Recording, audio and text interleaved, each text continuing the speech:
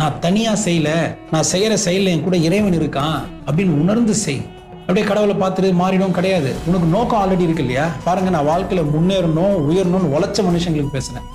சும்மாவே இந்த ஜோசியம் பார்த்துன்னு ஜாதகம் பார்த்துன்னு டைமை வீணாக்கி எனக்கு தருதலைக்கு நான் பேசல. நிறைய பேர் கேட்கறது குருஜி நீங்க என்ன குருஜி ஜோசியம் இல்லை இல்லைங்க. நம்ம சாஸ்திரத்தெல்லாம் அப்படி இல்லைடா. நம்ம சாஸ்திரம் எது? உனக்குள்ள கடவுள் இருக்கான்னு சொன்னதான் நம்ம சாஸ்திரம். சனி சரியில்லாம் என்ன பண்ணணும்? இந்த கோயிலுக்கு போகணும். நீங்களே ஃபீல் பண்ணிக்கோங்க. சூப்பருங்க. இப்போ நான் எதனா சொன்னேன்னு வச்சுக்கோங்க, நீங்க அந்த கோயிலுக்கு போக ஆரம்பிச்சிருக்கோம்.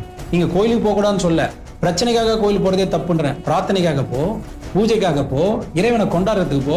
பிரச்சனை வந்தா நான் கோயில் போவேனா? இப்போ நீ உனக்கு பிரச்சனை வர்றது தப்பே இல்லைன்றாங்க. ஆமா, சனி சரியில்லை, ஓகே, சனி சொன்ன சரி பண்றதுக்கு ஒரு கோயில் போயிட்டேன். செவ்வாய் சரியில்லை, இதை சரி பண்றதுக்கு ஒரு கோயில் போயிட்டேன். புதன் சரியில்லை, அதுக்கு ஒரு கோயில் போயிட்டேன். எல்லா கோயிலுக்கு போய் எல்லாத்தையும் சரியே பண்ணிட்டேன். இப்ப நான் உன்னை கேட்கறேன், நீ சரியில்லை, எந்த கோயில் போவ?